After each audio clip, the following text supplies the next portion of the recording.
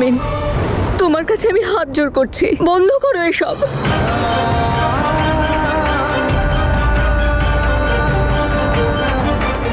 এই দেখো দিদি, আজ তো এই মেয়েটা ওর সব সীমা অতিক্রম করেছে।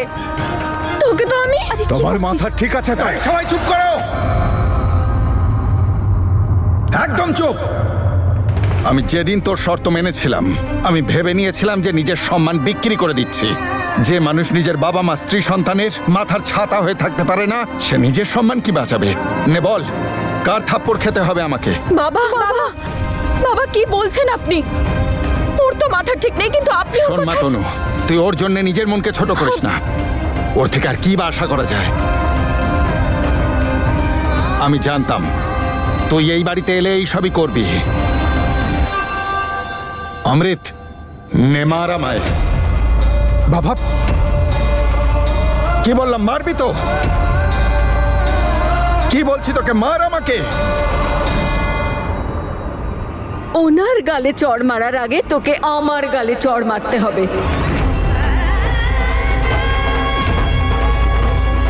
অমৃত, মার আমাকে। অমৃত, অমৃত, মার আমায়। এই অমৃত, সরে যাও সবাই। অমৃত, আমার কথা শোন। অমৃত, মার আমাকে আর কাজটা শেষ কর। অমৃত তোর জীবনের থেকে বড় কিচ্ছু নয়।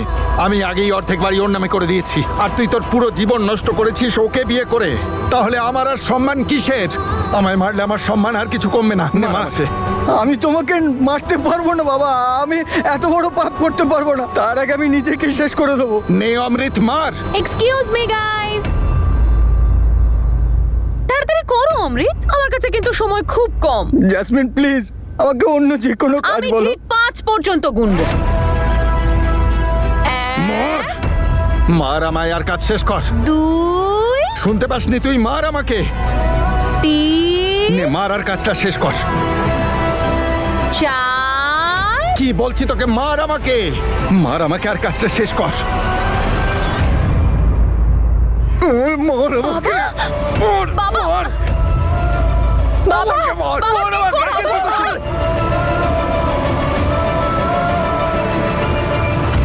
আঙ্কেল, কি করছেনটা? কি কি করছো বাবা? কি করছেন? কি করছেন আপনি? কারণ এর জন্মদাতা বাবা হিসেবে আমি লজ্জিত।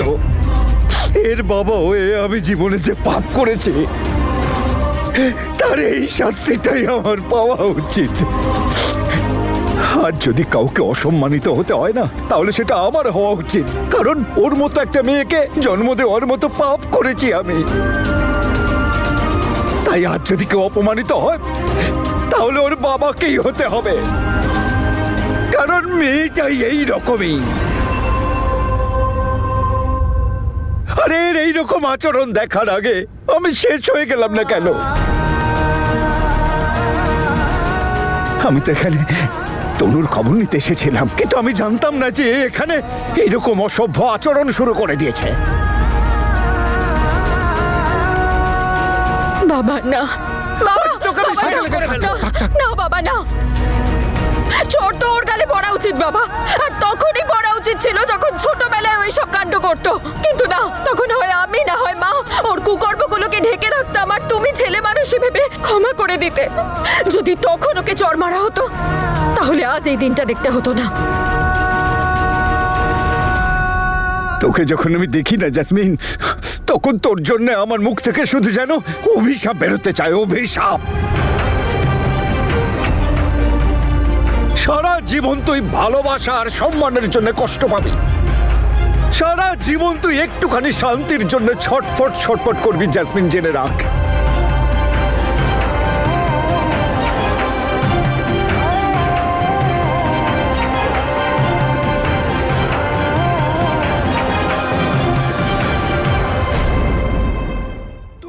ভালোবাসার সম্মানের জন্য সারা জীবন যন্ত্রণায় কষ্ট পাবি জেসমিন। জীবনে তুই কখনো শান্তি পাবি না, এটা তুই জেনে রাখ জেসমিন।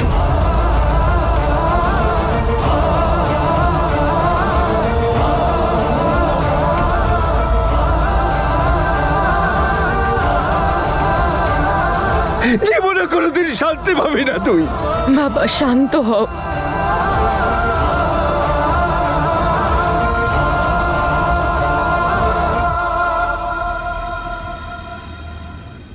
আমি জানি না কোন মুখে ক্ষমা চাইবো আপনার কাছে দাদা। এইরকম অসভ্য মেয়েকে জন্ম দেওয়ার আগে আমার শেষ হয়ে যাওয়া উচিত ছিল। যদি আপনি পারেন তো তাহলে অসহায় বাবাটাকে ক্ষমা করে দেবেন।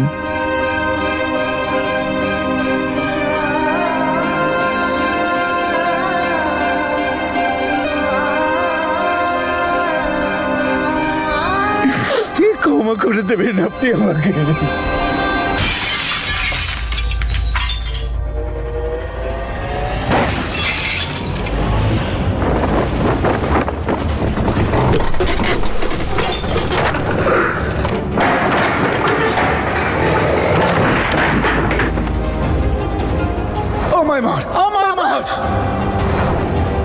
জীবনে তুই কখনো শান্তি পাবি না, এটা তুই জেনে রাখ জাসমিন। এই আমি তোকে বলে দিলাম।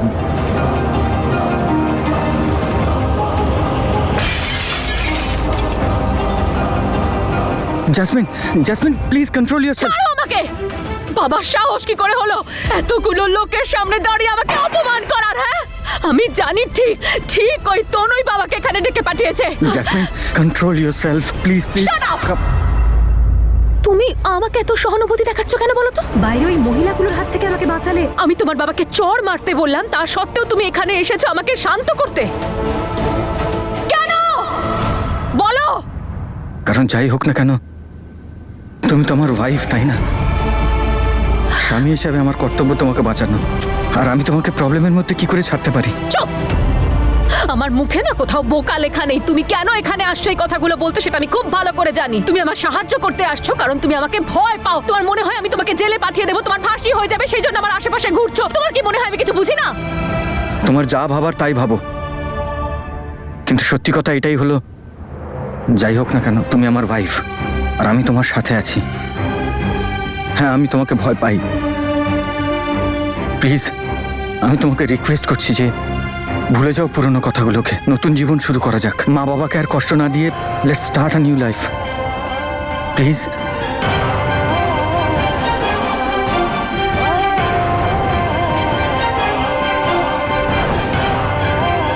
জাসমিন! না, কোনো নতুন জীবন শুরু করতে চাই না আমি। আমি আমার প্রতিশোধ নিতে চাই। আমি কিছুতেই ভুলতে পারবো না সেই পুরনো কথাগুলো। তুমি বেরো এখান থেকে, বেরো এখান থেকে।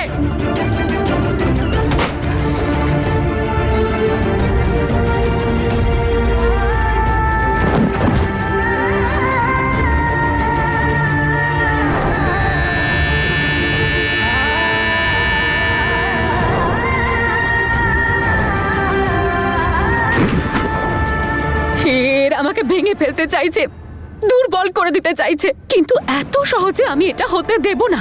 আমি তনু আর বীরকে কোনোদিনও এক হতে দেব না। যতক্ষণ না আমি তনু আর বীরকে সারা জীবনের মতো আলাদা করতে না পারি, আমি দুর্বল কিছুতেই হব না।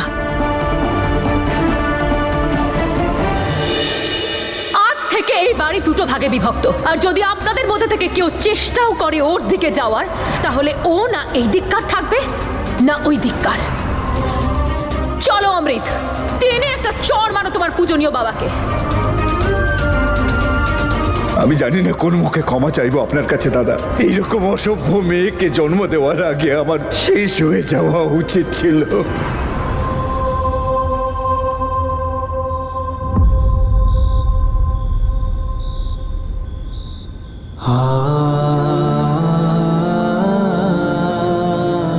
তনু,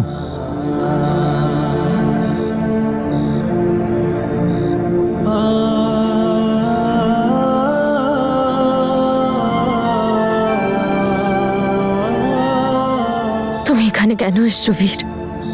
তুমি তো জানো আমাদের দেখা করা বারণ, না হলে জ্যাসমিন আবার কোনো না কোনো ভাবে নতুন ঝামেলা শুরু করবে। ওর নিয়ম অনুযায়ী আমাদের দুজনের দূরে থাকাই উচিত। ও ঘুমোচ্ছে তনু, তুমি টেনশন নিও না। করে টেনশন নেব না বীর, কিচ্ছু বুঝতে পারছি না কি করব।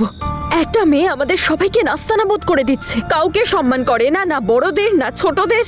একটা হুমকিতে সবাইকে ভয় পাইয়ে দিয়েছে, যা চায় তাই করাচ্ছে আমাদের দিয়ে, আর আমরা কিচ্ছু করতে পারছি না। তনু, আমি নিজে কিচ্ছু বুঝতে পারছি না। ও সবার এইভাবে ইনসাল্ট করে যে আমি তো দেখতেই পারি না। বীর, আমাদের কিছু তো করতেই হবে।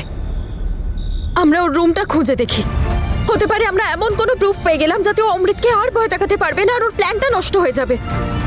কিছু একটা। রাইট তনু,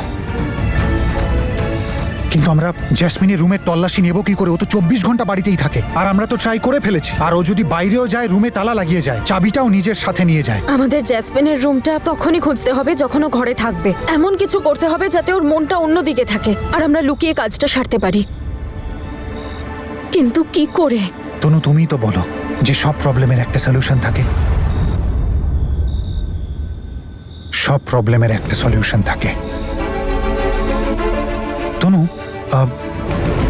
বাড়িতে এমন কে আছে যাকে ও সবচেয়ে বেশি ঘেন্না করে?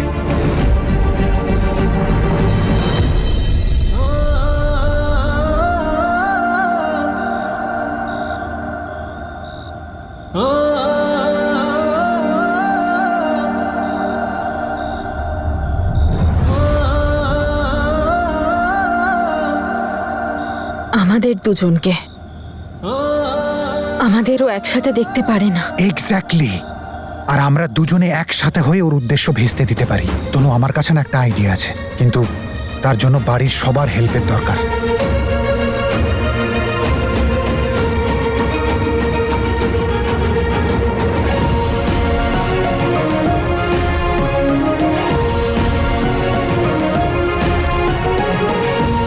রেডি? রেডি।